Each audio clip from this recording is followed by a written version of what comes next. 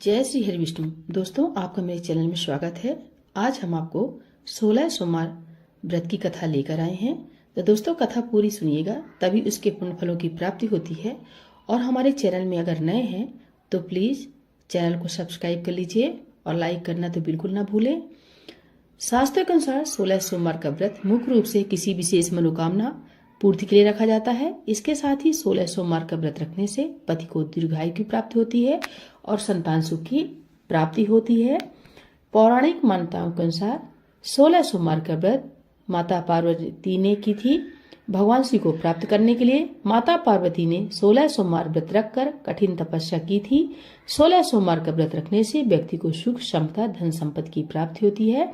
इस व्रत को महिला और पुरुष दोनों ही कर सकते हैं।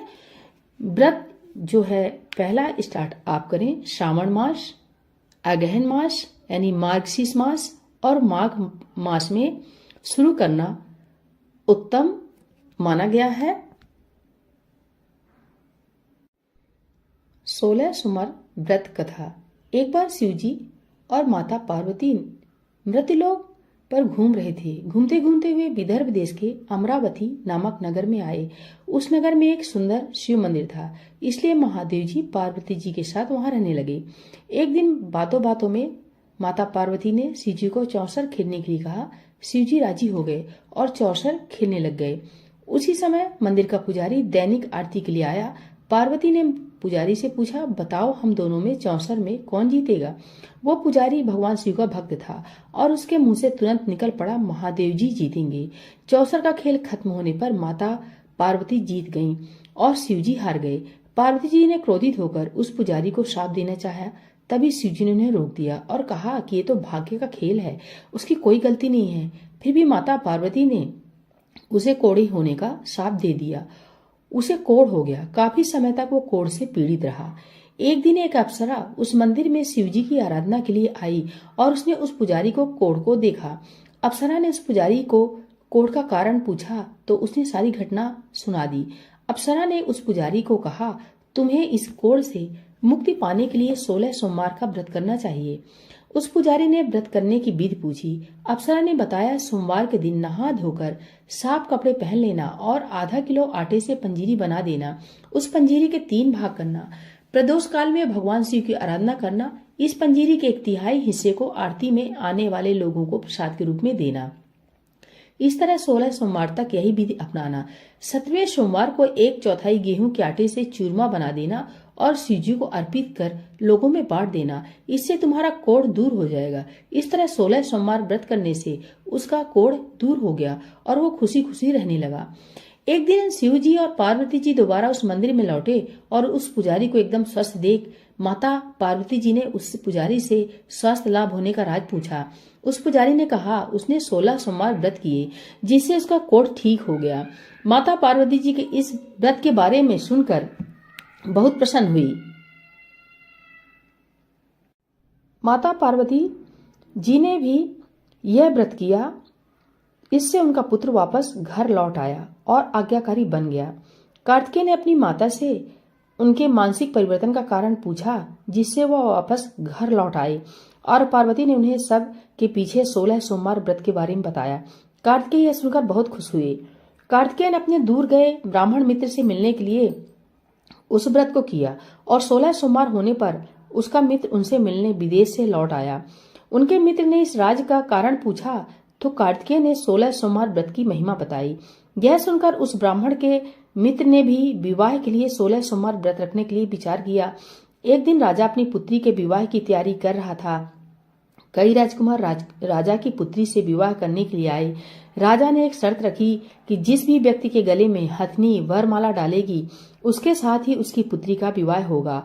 वो ब्राह्मण भी वही था और भाग्य से उस हथनी ने उस ब्राह्मण के गले में वरमाला डाल दी और शर्त के अनुसार राजा ने उस ब्राह्मण से अपनी पुत्री का विवाह करा दिया। एक दिन राजकुमारी ने ब्राह्मण से पूछा, आपने ऐसा क्या पुण्य किया जो हाथनी ने दूसरे सभी राजकुमारों को छोड़कर आपके गले में वरमाला डाली। उसने कहा, प्रिय, मैंने अपने मित्र कार्तिकेय के कहने पर 16 सोमवार व्रत किए थे। उसी के परिणाम स्वरूप तुम लक्ष्मी जैसी दुल्हन मुझे मिली। राजकुमारी यह सुनकर बहुत प्रभावित हुई और उसने भी पुत्र प्राप्ति के लिए 16 सोमवार व्रत रखा। फलस्वरूप उसके एक सुंदर पुत्र का जन्म हुआ और जब पुत्र बड़ा हुआ तो पुत्र ने पूछा, माँ आपने ऐसा क्या किया जो आपको मेरे जैसा पुत्र मिला। उसने भी पुत्र को 16 सोमवार व्रत की महिमा बताई। यह सुनकर उसने भी राजपाट की इच्छा के लिए ये व्रत रखा।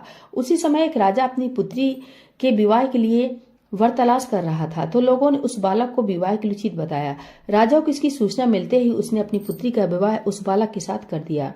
कुछ सालों बाद जब राजा की मृत्यु हुई तो वो भी राजा बन गया, क्योंकि उस राजा के कोई पुत्र नहीं था। राजपाट मिलने के बाद वो भी सोमवार व्रत करता रहा। एक दिन 17वें सोमवार व्रत पर उसकी पत्नी को भी पूजा के लिए शिव मंदिर आने को कहा, लेकिन उसने खुद आने के बजाय दासी को भेज दिया। ब्राह्मण पुत्र के पूजा खत्म होने के बाद आकाशवाणी हुई, तुम अपनी पत्नी को अपने महल से दूर रखो वरना तुम्हारा विनाश हो जाएगा। ब्राह्मण पुत्र ये सुनकर बहुत आश्चर्यचकित हुआ। महल वापस लौटने पर उसने अपने दरबारियों को भी ये बात बताई तो दरबारियों ने कहा कि जिसकी वजह से ही उसे राजपाट मिला है वो उसी को महल से बाहर निकालेगा। लेकिन उस ब्राह्मण पुत्र ने उसे महल से बाहर निकाल दिया। वो राजकुमारी भूखी प्यासी एक अनजान नगर में आई। वहां पर एक बूढ़ी औरत धागा बेचने जा रही थी। जैसे उसने राजकुमारी को देखा तो उसने उसकी मदद करते हुए उसके साथ व्यापार में मदद करने को कहा। राजकुमारी ने भी एक टोकरी अपने सर पर रख ली। कुछ दूर चलने के बाद एक तूफान आया और वो टोकरी उड़कर चली गई। अब वो बूढ़ी औरत रोने लग गई और उसने राजकुमारी को मनहूस मानते हुए चले जाने को कहा। उसके बाद वो एक तेली के घर पहुंची। उसके वहां पहुंचते ही सारे तेल के घड़े फूट गए और तेल बहने लग गया। उस तेली ने भी मनहूस मानकर उसको वहां से भगा दिया। उसके बाद वो एक सुंदर तालाब के पास पहुंची और जैसे ही पानी पीने लगी उस पानी में कीड़े चलने लगे और सारा पानी धुंधला हो गया।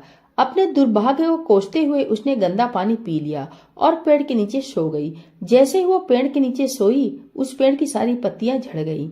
अब वो जिस पेड़ के पास जाती उसकी पत्तियां गिर जाती थी। ऐसा देखकर वहां के लोग मंदिर के पुजारी के पास गए। उस पुजारी ने उस राजकुमारी का दर्द समझते हुए उससे कहा, बेटी तुम मेरे परिवार के साथ रहो, मैं तुम्हें वहीं अपनी बेटी की तरह रखूंगा। तुम्हें मेरे आश्रम में कोई तकलीफ नहीं होगी। इस तरह वह आश्रम में रहने लग गई। अब वो भी जो भी खाना बनाती या पानी लाती उसमें कीड़े पड़ जाते। ऐसा देखकर वो पुजारी आश्चर्यचकित होकर उससे बोला, बेटी तुम पर ये कैसा कोप है जो तुम्हारी ऐसी हालत है। उसने वही शिव पूजा में न जाने वाली कहानी सुनाई।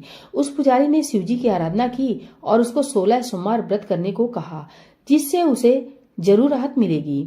उसने 16 सोमवार व्रत किया और 17वें सोमवार पर ब्राह्मण पुत्र उसके बारे में सोचने लगा, वह कहाँ होगी, मुझे उसकी तलाश करनी चाहिए। इसलिए उसने अपने आदमी भेजकर पत्नी ढूंढने को कहा। उसके आदमी ढूंढते ढूंढते उस पुजारी घर पहुंच गए और उन्हें वहां राजकुमारी का पता चल गया। उन्होंने पुजारी से राजकुमारी को घर ले जाने को कहा, लेकिन पुजारी ने मना करते हुए कहा, अपने राजा को कहो कि खुद आकर इसे ले जाए। राजा खुद वहां पर आया और राजकुमारी को वापस अपने महल लेकर आया। इस तरह जो भी यह 16 सोमवार व्रत करता है उसी की सभी मनोकामनाएं पूरी होती हैं। तो भक्तों प्रेम से बोलिए 16 सोमवार व्रत कथा की जय। भोलेनाथ भगवान की जय। माता गौरी की जय।